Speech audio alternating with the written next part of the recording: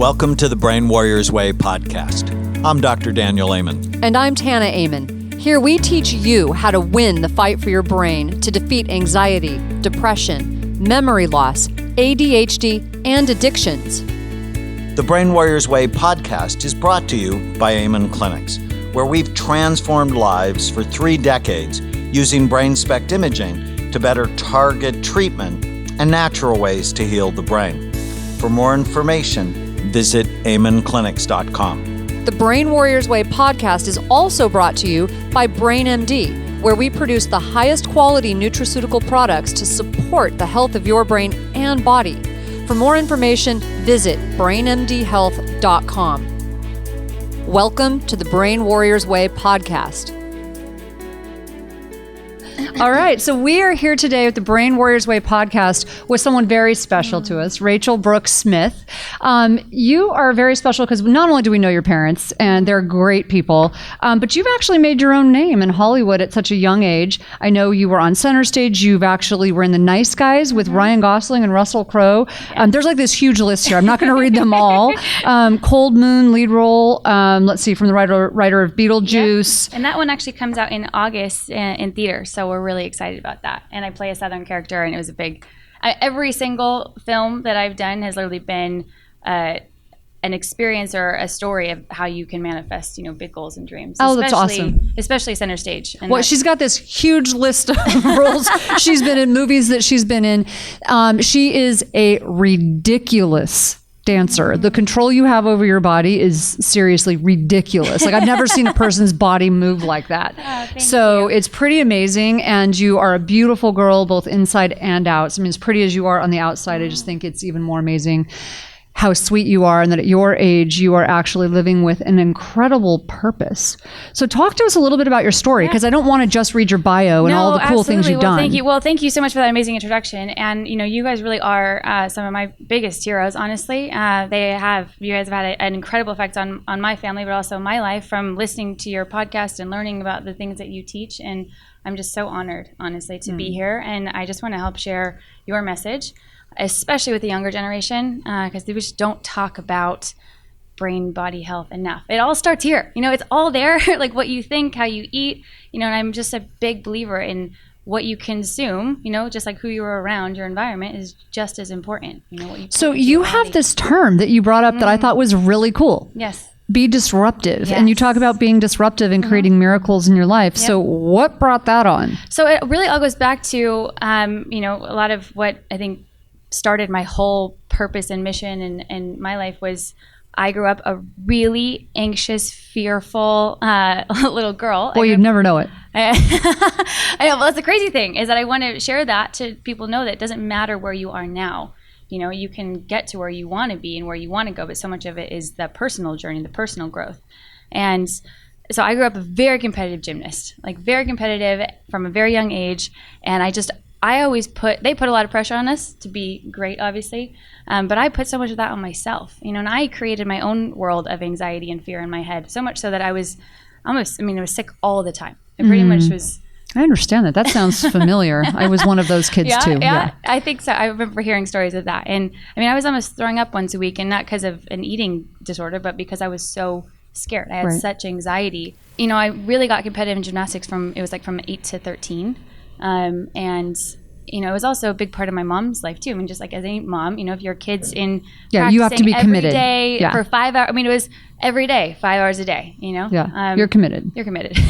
And so, I knew that I wasn't happy. I knew that I wasn't okay, especially when you're that sick all the time. I missed half the school year, and it was just really hard for me to get the courage to quit, because that was my life. That was my identity. So just like anything else, we know a lot of people are scared of change because that's all they know. So even if you're not happy, you can end up staying in the same place because you're scared of change. So one thing I want to point out, you actually, you didn't grow up like without a lot. So I want to point this out. Like, I grew up really poor, and people hear that and they expect that in a situation like where I grew up, in really kind of ugly background. But you had pretty amazing parents. Amazing parents. My dad was in residency though for most of my life. He's a neurosurgeon. Which love my parents, heroes of mine. But so for most of my upbringing, like he was in residency and never really got to see him. And we didn't. They're busy guys. Yeah, well, we didn't have that much. I mean, I didn't have a bad childhood at all. I had great parents, but it wasn't until my later like teens that it became different after my dad got out of residency. Okay. So he was gone a lot. I know residents because I'm a nurse, and they live at the hospital. So, so I understand that. Were these things that sort of? Were you the only one in your family who struggled with anxiety? Was this sort of a common theme? Well, it's interesting because I don't think it's come out till maybe later. I mean, I'm the second oldest in my family, but definitely I think a lot of us more so put so much pressure on ourselves. Okay. Like we all talked about at different times how we just feel this pressure, and not because I don't think even my parents put on us, but just to do amazing things in the world. Like I've just always had this feeling inside of me, like I have to do big things, whatever that means. I just want to make an impact. And I think I've transformed that, I've learned how to transform that kind of anxiety or fear into just living it every day. So that's what I'm interested in. Yeah. How did you go from that? From growing up a lot and feeling anxious and being unhappy, but working really hard to where you are today. Yeah. So what were the steps for you that you think other people could learn from? Absolutely. Well, I do have to say one of the biggest things, after I finally got the courage to say, okay, I'm not happy in this, I have to be done. It was after I actually broke my hand, had surgery, and the thought of going back to that life of gymnastics, and I mean, I couldn't do it. Finally got the courage to my mom. It was very challenging, and it was really hard for her to hear that, and love my mom to death. But it really, being a 13-year-old girl and have your mom say, I can't really be around you for a while. I don't like you very much right now is extremely hard to hear. Ouch. But we're best friends now. Like I said, I have the best mom in the world, and I love her so much, and we've grown so much through this path.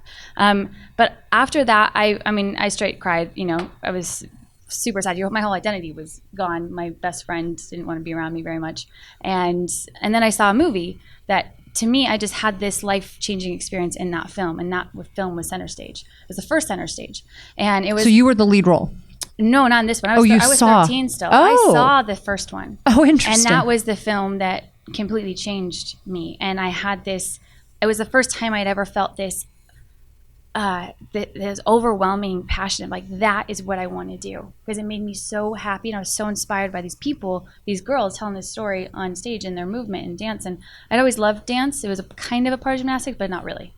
And so I had goosebumps, chills. I couldn't leave my seat, and I just felt so overwhelmed by this experience that I remember my family had I stayed after and just closed my eyes and just automatically started visualizing myself doing all of that. Okay, well, I'm a little tripped out right now because you got the lead role. I did. In the next center stage. The second one. So that's very creepy and weird and eerie and cool. In a cool way. In a cool kind of way. Right. It's awesome. No, it is. Yeah. But I mean, it's sort of trippy. I think it's, what you teach people about visualization. It's trippy. About finding your bliss. Absolutely. I'm like the biggest believer. We have the most amazing tool between our ears, the power of visualization can completely create experiences in the future, and it's how much you actually believe in that, and I got told along my I'm blown away. Along my path, after I was like, okay, that's what I'm gonna do, I walked out of the theater saying, okay, Mom, Dad, get me into acting classes, get me to dance classes, and I just lived it and breathed it. It was the first time, though,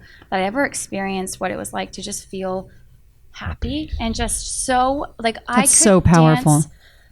I still do, like, hours and hours and all day long, and I never, whereas maybe some people's passion or mission might be gymnastics, and they might have that same experience, where they just loved it. You have to find your thing. Yeah, and I think that's such a powerful thing, is like the power in finding that, and trying new things, getting out of your comfort zone. What I say, disrupting limiting beliefs, disrupting your comfort zone. Because if you never try, you never know. But so many of us stay in this. So there's so many interesting. I know, my brain's going brain things going on. Because I'm actually not a huge fan of gymnastics for girls or boys because of the head trauma that goes with it. And I have a niece that competed at a very high level all the way through college, and she had 3 concussions. Yeah. And then she had behavior issues, and I mean, it's not a good. But I don't know that many dancers who have concussions, right? I mean, I'm sure there are, but not many. Way but it's better. those complex motor movements that you so good learned for in you. gymnastics that made it easier for you to be a Yes. dancer, because you're working your cerebellum. That's the back bottom part of the brain that's involved in coordination. Yeah. And it just helped your development. it's so much so. But then switching it to get something you love, something you're passionate about, something that's not work, something you have to do. Yeah. That's what, we wish for all of, our kids and our patients. It's like, can you get connected to what you love? To something. Yeah, I think that's and that's why I and stuff that I do when I started, Disruptive, it was all about through that experience and so many other experiences, like along my path, when I was like, okay, I'm going to be an actress, I'm going to go to LA, I'm going to be a movie star, I was never my dream to be, I think the celebrity, the movie star, but it was like, I want to help change people's lives like it changed mine in that moment. And just the power of film. I mean, I start to cry because I every time I go to the theater or I see a movie, it moves you. I think it's one of the most powerful ways to change people, to take people through an experience.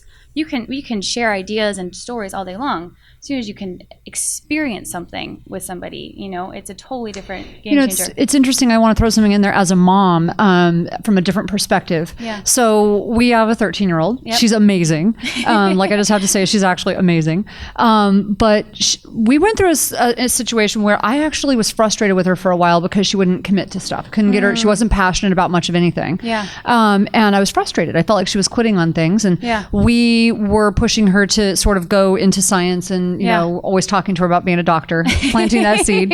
And she had a similar experience. One day she was at a concert and she just got this bug, and she just sat there. And I remember I was with her because she was young. Yeah. And so she left there and she was really quiet instead of being really excited, like outwardly.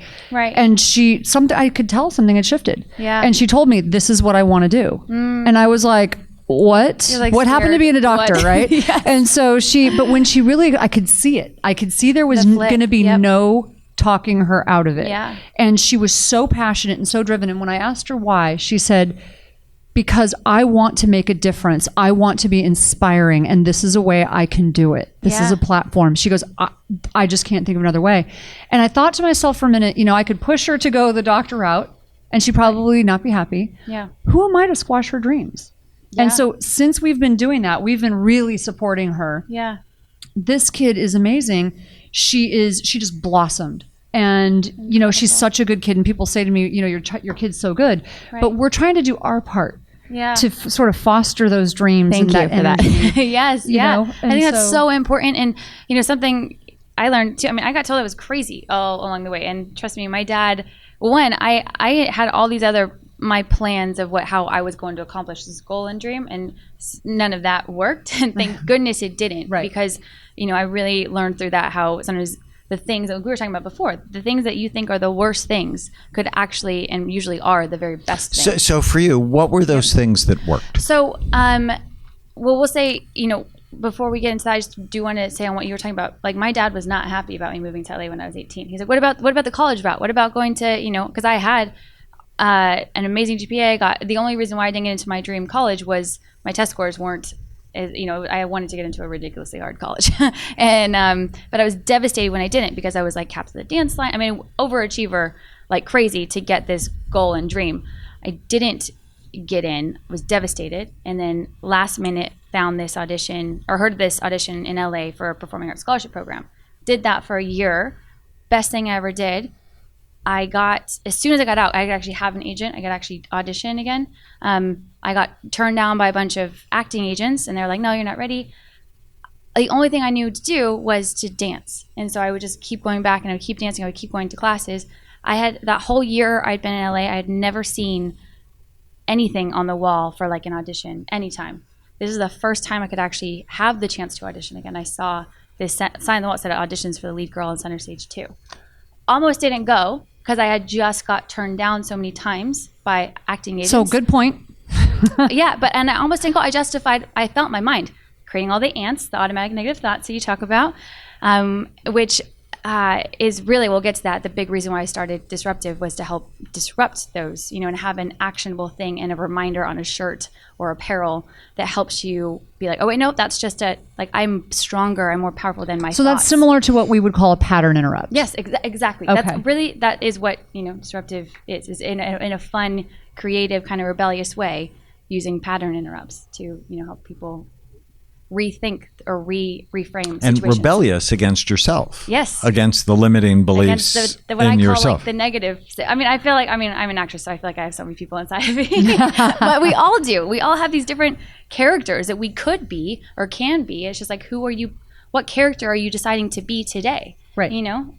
Yeah, some days I wake up and I feel a little whiny and I'm like, no, we're going to be warrior today. Yes, exactly. Yeah. And having even names for that, I think getting the more creative, and that when you say one of the things that did work, it was when I mixed my creative mind into my personal growth side, into my goal achieving. And so, even with clients that I work on, or like my online programs with Disruptive, it's all about gamifying goals. And, one of my big missions is to make personal growth and brain body health like a fun, cool, sexy thing to do for our younger generation. And for your generation, it has to be sort of fun and sexy. And sexy doesn't have to necessarily mean sexy in that way, but like that sort of exciting, fresh and fun. And I've seen your clothing line for your workout apparel. It's super cute. I ordered some for Chloe. It's like really cute. Yeah. That's really awesome. So when we come back, we are going to talk about the practical things you're doing now to keep your brain and your body in top shape, and how you're sharing it with the world. I would love Stay with us, everyone.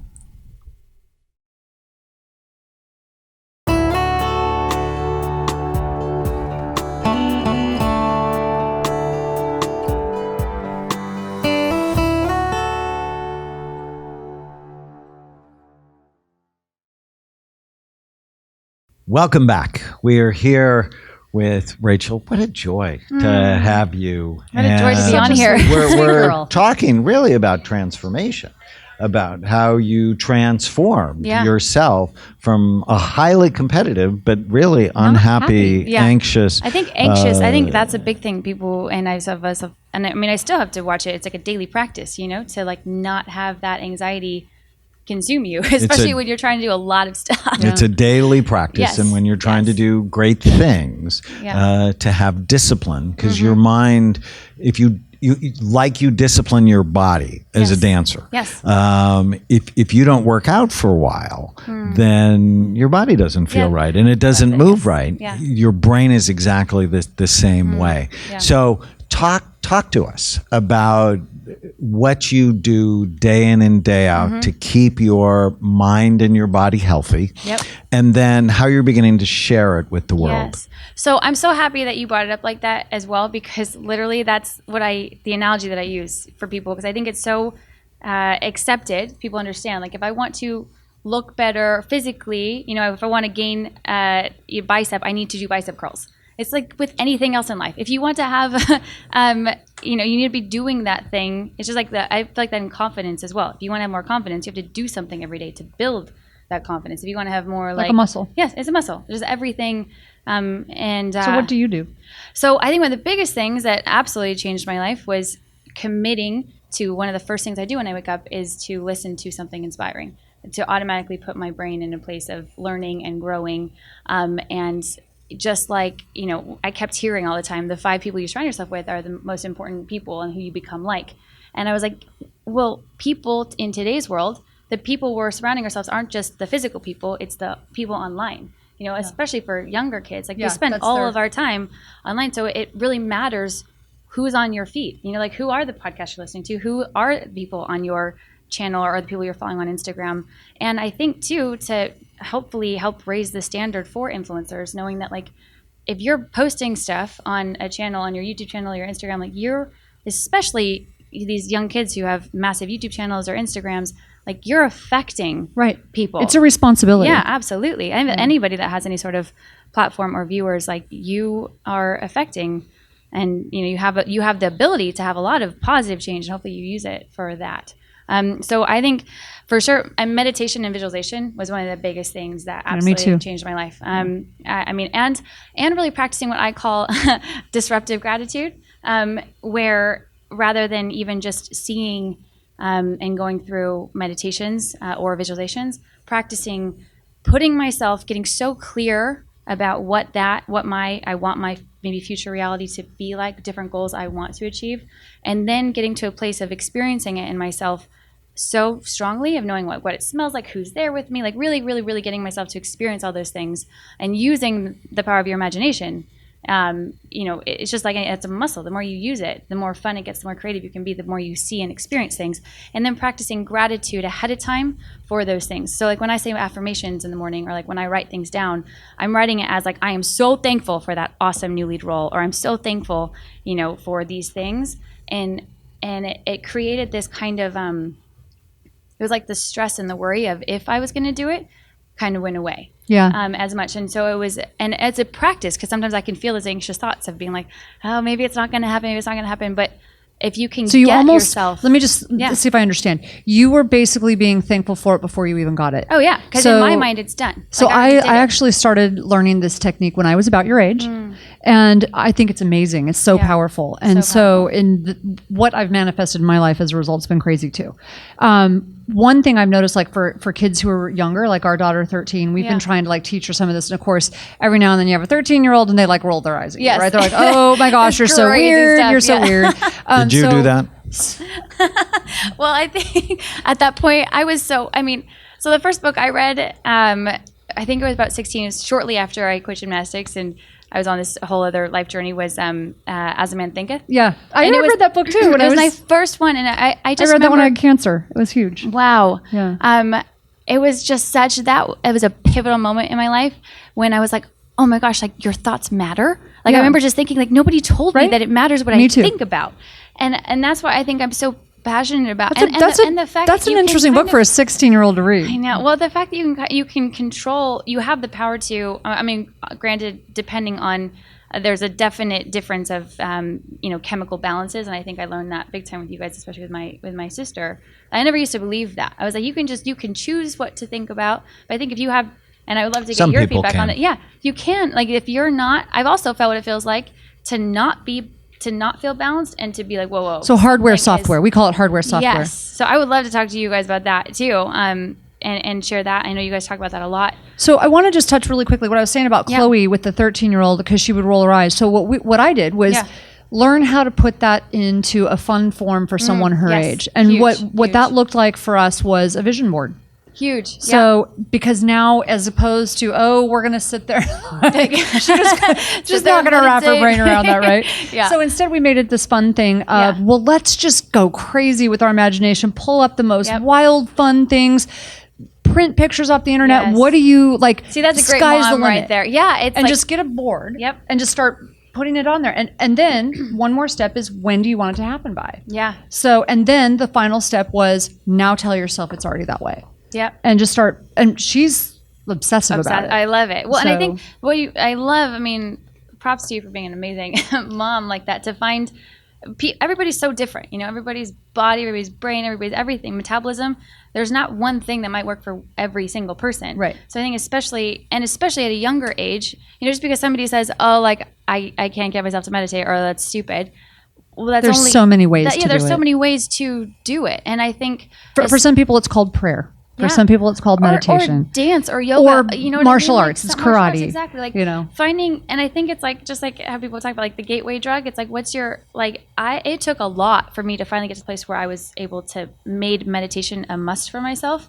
But my first step was going from like just pounding myself and like feeling like I had to kill myself at the gym to get a good result, to having a really pivotal life change when I really started learning the power of hormone balance, and that's a big thing that I'm all about, is like the stress. I feel like the next wave of health and nutrition is about stress management and hormone and chemical balance to help. So how do you manage your stress? So we talked about meditation. Yeah, meditation. We know exercise. You dance like crazy. I think doing things, but just movement. Knowing that if I'm in, knowing your state, like if I know I'm in I've gotten to the point where now you can start to feel like all of a sudden I'm like, okay, I'm not in a good state right now. So I think movement, just even if you can, I have to put on a song. I have like a special playlist. Yeah, having me too. Your toolbox. Like I have ahead of time of like, what are the songs that you love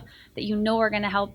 As soon as you hear something, like a song that you love, change your state. Instantly going to change your state. And as soon as if you can start moving to that, and other people, even if you're not a dancer, have a dance party in your room. Like make it fun for yourself. And I love that. In the few minutes we have Yep. left, talk about what you're doing now. How are you spreading Yes. the mission? The mission. So that is the disruptive movement for me. And I'm actually about to launch Disruptive Academy, which is like an online membership community where fun. I do, and especially for young girls, I have something called Disruptive Girls Club that I'm about to launch as well, just to be a place that is everything community. I mean, like fun, accountability, and community is everything for me. That we talked about vision boards. Like we create what I call gamify your life boards. So it's taking vision boards to kind of another step of saying like, what are the things that you have to hit, almost like levels in your game, and if you can have that, you get a certain amount of points, and you set that. So say one of my goals is to like meditate every day.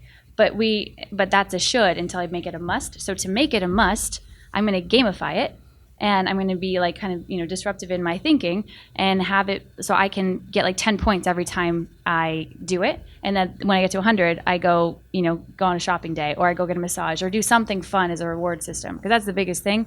I feel like if we don't ever reward ourselves, we don't ever celebrate our wins. We don't want to keep doing that thing. And the more we can have that as have a reward system ahead of time. It's like, how can people learn about what you're doing? You can go to my website. It's disruptiveapparel.com because a lot of it is backed by an apparel brand. And then we have disruptiveacademy.com as well. And we're actually doing a 5-day disruptive dare challenge. So I do this thing called disruptive dares because I really, like I said, if you don't ever try new things, how are you ever going to find your passion, find your mission? And so much of the time we get stuck in these little boxes and we do the same things with the same people, same restaurants all the time. Which is bad for your brain. So because yes. New learning is absolutely essential to keeping your brain young. Literally felt like I had a really pivotal moment, and actually what made me get so passionate about and actually starting Disruptive was because I went through a really hard breakup that kind of made me unconsciously stop doing new things. And it was the first time I felt like this is not me. I feel like I'm literally in a depression. And I couldn't get myself out of it. And it wasn't until I started learning that I was like, oh my gosh, I used to do, how come I couldn't even get myself to go to a new workout class. Like that was hard for me. And that was always my favorite thing before. But it felt like those anxious thoughts, or I just wanted to stay in my normal patterns.